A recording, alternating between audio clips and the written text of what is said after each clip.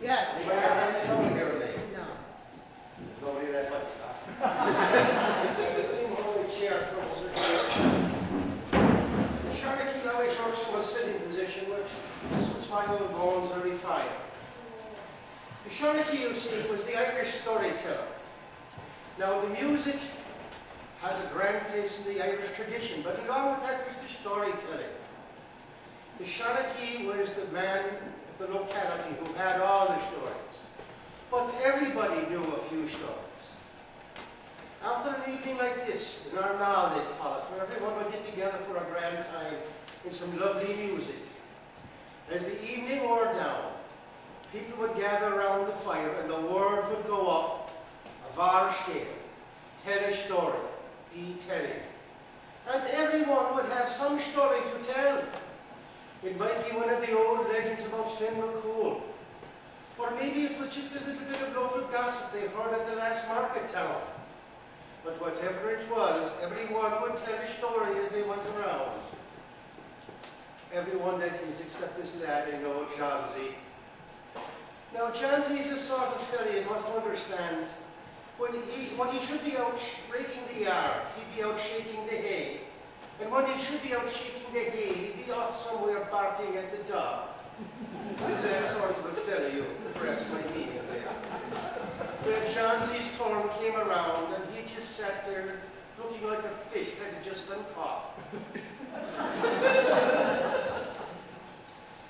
And he was embarrassed naturally.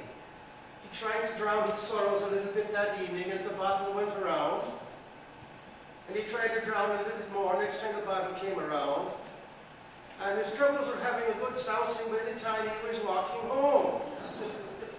Now, troubles never come singly. Not only was he embarrassed about not having a story, but as he looked beyond him, he could see the storm clouds were gathering, and him without a raincoat. He looked around, and down a boreen, didn't he see a little building at the far side of it? He made his way down there. It was only a shed. But it was a place where they kept the hay. It would be nice and dry and warm in there, he reckoned. And in he went, he climbed under the hay the way he would stay dry.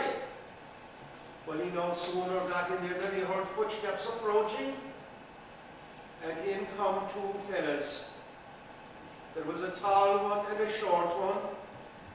He was able to tell the tall one because his coat was longer, you see. But in between them, they were carrying a corpse. It was stiff. It was that stiff that they put it between two bales of hay and used it as a card table. They were playing cards with it. Oh, and the deck of cards. You've never seen a more crooked deck in your life. Even Johnsy, from where he was sitting underneath the hay, he could see the markings on the deck. And they'd be cheating each other and cursing and swearing and cheating some more and cursing and swearing until finally the tall one stood up and says to the other fellow, "We must be on our way now. It is your turn to carry the corpse." "Ah, the devil says," says the other fellow, "it is your turn." "No, it is your turn." Back and forth they went for a while until finally the tall fellow says, "What are we arguing about? We have Johnsy in there under the hay. He can pull the corpse for us. Now here, Johnsy." Johnsy began whinging and whining, and he crumbled out there, groveling all the way. "Ah, sir, you can't make me, please don't, sir, please don't." "Johnsy, you'll carry that corpse for us, or the pair of us will each have a corpse to carry." "Oh," says Johnsy, "I find it the right bargain." He hoisted up the corpse, and off they went down the road. Well, they came for a little while over the hills and dales until the short fellow says, "We'll park him in here, Johnsy. Start digging." "Oh," says Johnsy, "this is all bad land. It'll fill in with water. We'll never get a decent hole for the poor fellow." "True for you there," says the short man. "Carry on." And on they went over the hills and the dales, through the bogs and so forth, until finally the tall fellow said, "This is the place for you, Johnsy. We'll bury him here." "Oh," says Johnsy, "the ground is too rocky here. He'll never stay underneath. You'll never get a deep enough hole for him." "True for you there," says the tall fellow. "We'll find some place else." And on they went, and then they come to a churchyard. And in that churchyard, there was a grave ready dug. "Ah, we're in luck now," says the tall fellow. "Toss tossing in there, Johnsy, and we'll be on our way. Well, he did, and there was the problem of all this. You see, the grave was for a small fellow. The corpse was a tall fellow. He wouldn't fit. Oh, what will we do now, says Johnsy. Never fear, says the tall fellow. There's a spade right over in that corner. Just lop off his head.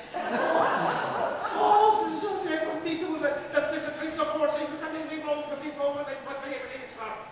You'll take that corpse, Johnsy, and lop off the head of it now, or we'll lop off yours. And they reached under their coats and pulled out long swords. And they were coming down on Johnsy, and just at that moment, didn't the cock crow? Oh, you're the lucky man this night, Johnsy, said the tall fella. For we can't stay beyond this. But before we go, I'll tell you one thing, and that's not true. The next time you'll have a story to tell, won't you?